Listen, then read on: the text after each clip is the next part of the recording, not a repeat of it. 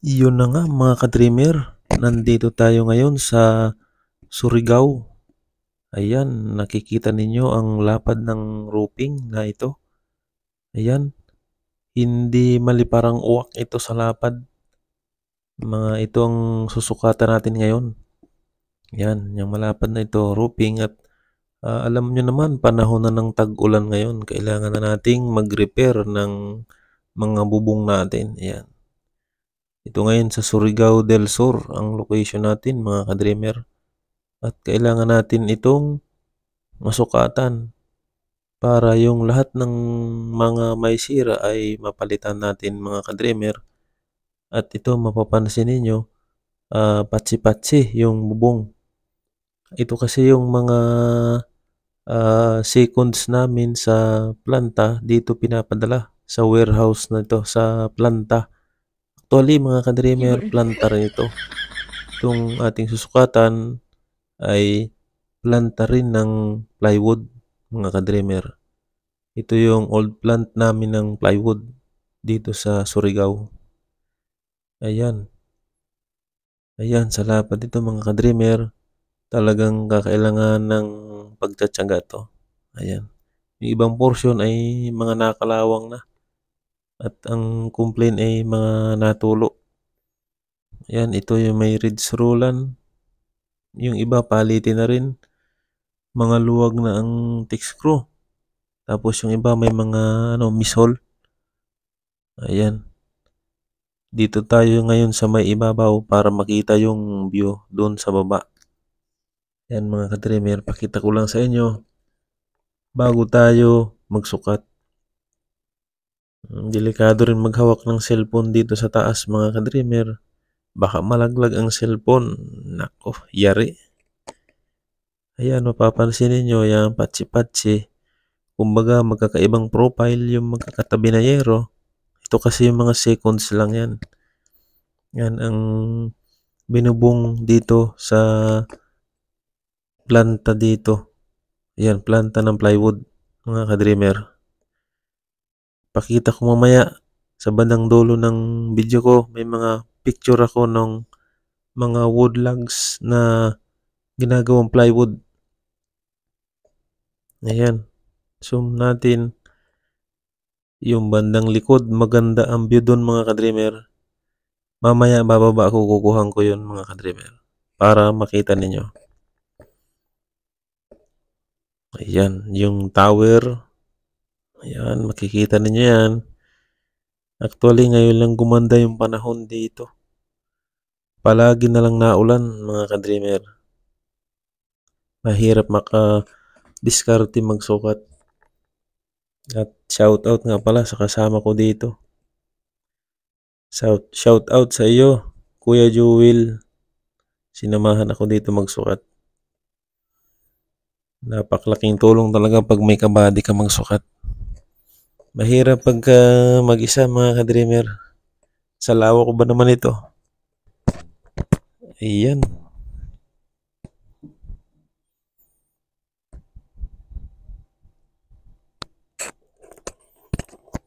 Ikot-ikot lang. Dito, mapansin nyo yan. Yung lawak ng ibabaw. Ito ang view sa bandang likod. Ayan, makikita nyo parang bukid. Excuse me. Ayan, damuhan na mga ka-dreamer. Ito ang view sa bandang likod. Ayan, may mapansin kayong tubo na nakatuhog. Ayan. Di ko alam mga tawag dyan. Conveyor. Actually, hindi ko kabisado mga tawag mga ka-dreamer. At ito, lakad muna tayo dito banda sa hindi maputik. Ayan, dito banda yan. Ayan. Nagbigyan tayo ng panahon ngayon. Maganda ang panahon. Ayan, mukhang may dilim doon sa dulo. Baka, umulan yan. Baka umulan mamaya mga ka-dreamer. Pero sa ngayon, okay naman ang panahon. Ayan. Ito ang mga ka-dreamer. At ito nga yung mga kuha nating picture sa loob ng planta. Ayan, makikita nyo mga sira na yung ibang porsyon sa ilalim, gawa ng mga tulo. Ayan, yung mga kuha natin mga ka-dreamer sa ilalim. Selective photos ko lang yan mga ka-dreamer. Yan lang ang ating ginawa dito. Sukatan ang planta na yan. Ayan, pasensya na kayo mga ka-dreamer kung hindi ko na-rotate yung ibang picture. Ayan, maraming salamat sa inyong pagsubaybay. Yan yung mga photos ko mga ka-dreamer.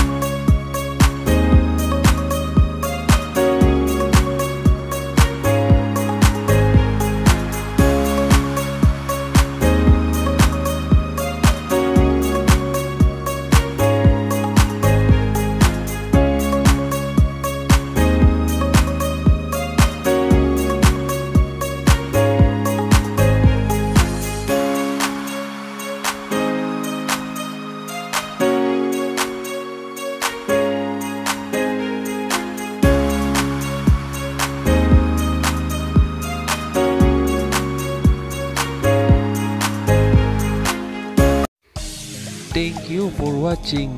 Paki-subscribe na rin po sa aking channel at pahit ang bell icon. Maraming salamat. Paalam.